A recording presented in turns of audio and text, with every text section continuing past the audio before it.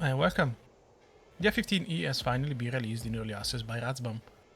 I was not entirely sure about getting Strike Eagle so early, still burned by the early days of the area.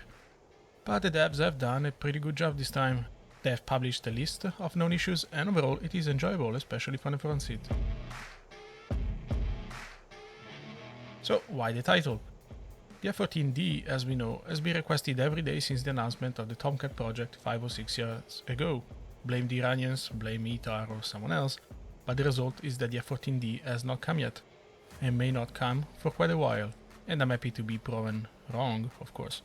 The F-14D would be a great naval asset, albeit plagued by some of the issues affecting F-14B, namely the budget and geopolitical changes that followed the end of the Cold War. It would also make the Tomcat a great fighter until the mid-90s, whereas now, past the 80s, it really feels its age. Nevertheless, the unique mix of power, endurance, payload flexibility on top of LEAP-16, APG-71, IRST and other features, plus the planned introduction of the TARPS pod, would make the F-14D an excellent companion to the Hornet in naval operations set in the early 2000s. The Strike Eagle is probably the closest module we have to the Tomcat-D. It has 2 crew members, albeit more symmetrical than the Tomcat. The APG-71 of the Tomcat derives from the APG-70 carried by the F-15E. The Strike Eagle has excellent air-to-ground capabilities, even better than the F-14D, of course.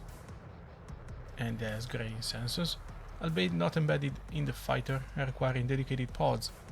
It lacks a TCS IRST equivalent, pretty much. It has great endurance, an iconic feature of the Tomcat when compared to the Hornet, for example. It has pretty much the same weight as the Tomcat. It has updated avionics such as Link 16 and Dimension Radar.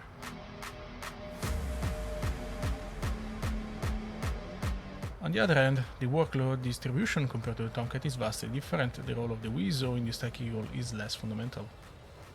He has no A54 Phoenix, of course.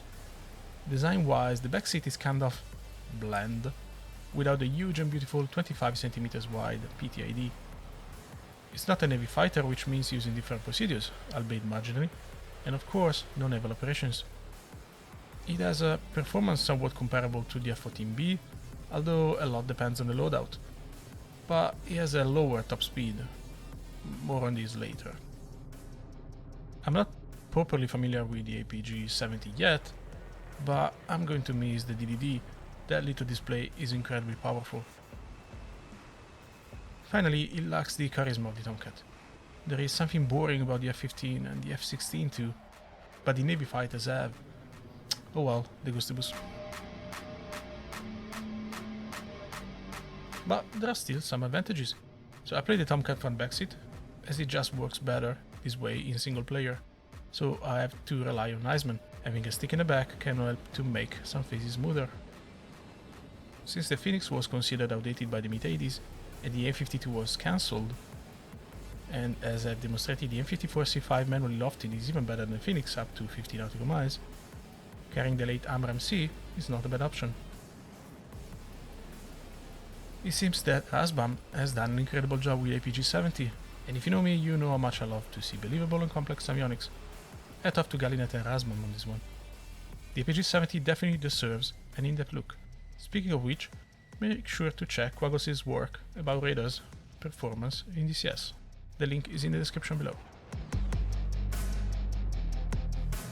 As I mentioned earlier, I did a couple of tests to eyeball the performance of the Strike Eagle compared to other familiar modules, namely the F-14A, the F-14B, the F-16 and the FA-18. I set all of them to max internal view and at 044 configuration, which translates into a 4 Sparrow for AIM-9 setup. I had to use the M120s for the F-16C, unfortunately. I have spawned the airplanes at Mach 0.7, then collected data as a stabilized and they reheat. As we can see, the Strike Eagle hits a wall at Mach 1.26, whereas the Tomcats continue their acceleration. The F-16 weighs nothing, and it has an even cleaner payload, and is fundamentally a rocket with little wings. I may do more tests in the future. At the moment I was mostly curious about the general performance.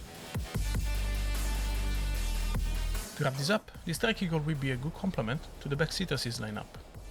which starts with the late 70s and early 80s F-14A, which have not been released yet, then the mid-80s F-14B, but then it suffers from the lack of the F-14D, whose place the Strike Eagle can partially fill. And I am of course looking forward to the Navy F-4 to fill the early 70s gap. In the next video I will show how I'm upgrading my current setup to support the Strike Eagle, and hopefully give you some ideas about how you can adapt your cockpits too. Thanks for watching and take care.